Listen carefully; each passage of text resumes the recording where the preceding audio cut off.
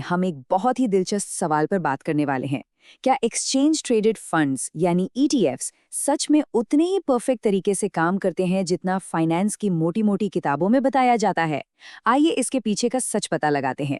सबसे बड़ा सवाल तो यही है ना कि क्या ईटीएफ्स वाकई अपने बेंचमार्क को बिल्कुल परफेक्टली ट्रैक करते हैं।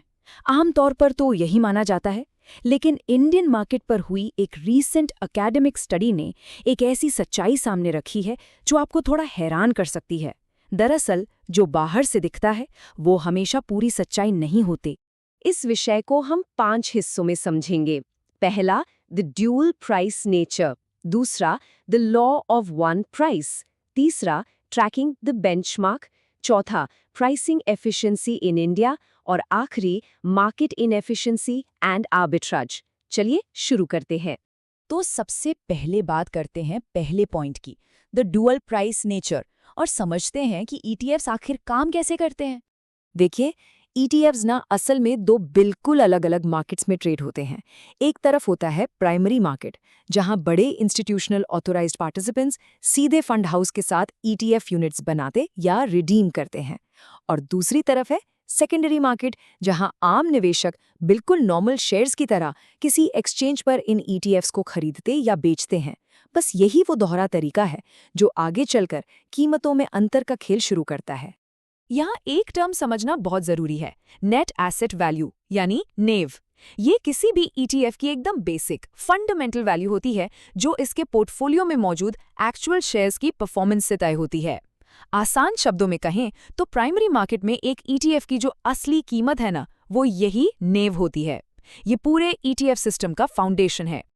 अब आते हैं अपने दूसरे पॉइंट पर, the law of one price यानी थ्योरी और रियलिटी के बीच का टकराव। इकोनॉमिक्स का एक बहुत ही बेसिक सा असूल है, the law of one price. सीधी सी बात है, अगर एक ही एसेट एक से ज्यादा मार्केट्स में ट्रेड हो रहा है तो उसकी कीमत हर जगह बिल्कुल सेम होनी चाहिए। तो इस रूल के हिसाब से किसी ईटीएफ की एनएवी और उसका सेकेंडरी मार्केट प्राइस कभी भी एक दूसरे से अलग नहीं होना चाहिए। एक परफेक्ट दुनिया में तो यही होना चाहिए। लेकिन सोचिए, अगर ये कीमतें अलग हो जाएं, तब क्या होगा? तब एंट्री होती है आर्बिट्राज मैकेनिज्म की। ये बड़ा इंटरेस्टिंग है। होता क्या है कि अगर सेकेंडरी मार्केट में कोई ईटीएफ सस्ता मिल रहा है तो इंस्टीट्यूशनल प्लेयर्स उसको खरीद लेते हैं और प्राइमरी मार्केट में उनके अंडरलाइंग स्टॉक्स को बेच देते हैं। इस पूरे बाइंग और सेलिंग के प्रेशर से मार्केट बैलेंस हो जाता है और प्राइसेस वापस बराबर हो जाते हैं। इस तरह बड़े प्लेयर्स बिना किसी रिस्क के प्रॉफिट कमा लेते हैं। आइए अब तीसरे हिस्से की तरफ चलते हैं, ट्रैकिंग द बेंचमार्क, जहां हम सीधे नंबर्स के जरिए फंड मैनेजर्स की परफॉर्मेंस को मेजर करेंगे। इंडियन स्टॉक एक्सचेंजेस के डेटा को ध्यान से समझने के लिए पहले ट्रैकिंग एरर समझना होगा। ये बेसिकली एक मेजरेबल डिफरेंस है किसी ईटीएफ की एक्चुअल परफॉर्मेंस और उसके बेंचमार्क इंडेक्स के बीच। आप इसको किसी ईटीएफ मैनेजर के रिपोर्ट कार्ड की तरह देख सकते हैं। ट्रैकिंग एरर जितना ज्यादा होगा, समझ लीजिए फंड उतना ही खराब परफॉर्म कर रहा है। अब अगर सीधे फिगर्स पर गौर करें तो फर्क बिल्कुल साफ दिखेगा। आदित्य बिरला और आईसीआईसीआई प्रूडेंशियल के डेटा में रिस्क और रिटर्न अलग-अलग हैं और जो डिविएशन है वो माइनस में है। पर मोतीलाल ओसवाल M50 पर ध्यान दीजिए, इसका डिविएशन 13.88% है। ये कोई छोटा नंबर नहीं है। ये पूरी तरह से दिखाता है कि कैसे कुछ इंडियन फंड्स अपनी असली एनएवी से बुरी तरह भटक जाते हैं। ये डिफरेंस यहाँ और भी क्लियर हो जाता है। एक तरफ आदित्य बिरला सन लाइफ निफ्टी ईटीएफ है जिसका ट्रैकिंग एरर सिर्फ 0.03% है, यानी बहुत ज्यादा एक्यूरेट। वहीं दूसरी तरफ आईसीआईसीआई प्रूडेंशियल सेंसेक्स ईटीएफ का ट्रैकिंग एरर 1.01% है। ये साफ इशारा करता है कि सभी ईटीएफ मैनेजर्स का काम करने का तरीका और उनकी एफिशिएंसी बिल्कुल एक जैसी नहीं होती। चलिए चौथे पॉइंट की बात करते हैं, प्राइसिंग एफिशिएंसी इन इंडिया और द प्रीमियम प्रॉब्लम। यहाँ से डेटा वाकई चौंकाने वाला हो जाता है। 13.88%। मैं फिर कहूंगी, ये बिल्कुल भी कोई आम बात नहीं है। ये वो भारी भरकम प्रीमियम है जिस पर मोतीलाल ओसवाल M50 ईटीएफ अपनी नेट एसेट वैल्यू के ऊपर ट्रेड कर रहा था।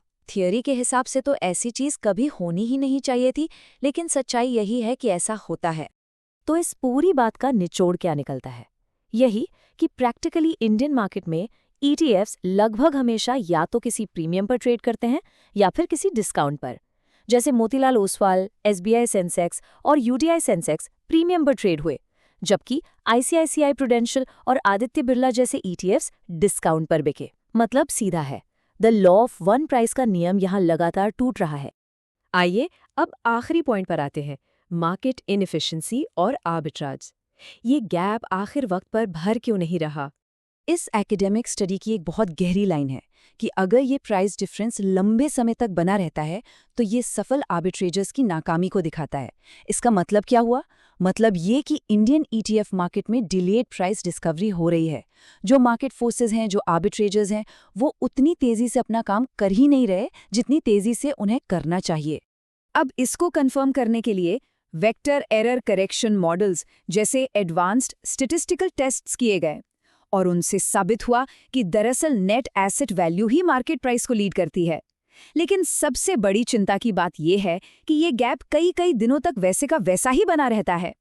सीधे शब्दों में कहें तो चालाक इन्वेस्टर्स के लिए कई दिनों तक आर्बिट्राज से प्रॉफिट कमाने का एक पूरा खुला मैदान मिल जाता है और मार्केट उसे ठीक नहीं कर पाता। अब सवाल उठता है कि आखिर ऐसा क्यों है?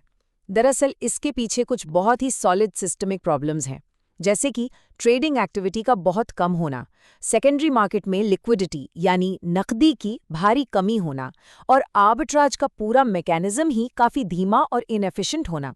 ये सब क्लियर साइंस है कि इंडियन फाइनेंशियल रेगुलेटर्स जैसे कि सेबी को आगे आकर मार्केट की लिक्विडिटी इंप्रूव करने की सख्त ज़रूरत है।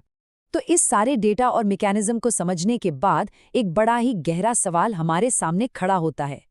जब मार्केट में रिस्क फ्री प्रॉफिट कमाने के इतने साफ मौके दिन भर मौजूद रहते हैं, तो इंडियन ETF मार्केट को पूरी तरह से एफिशिएंट बनने में आखिर और कितना वक्त लगेगा? ये इमर्जिंग ग्लोबल मार्केट्स की एक थोड़ी उलझी हुई लेकिन बेहद दिलचस्प सच्चाई है। आज के इस एक्सप्लेनर में साथ जुड़ने के लिए शुक्रिया।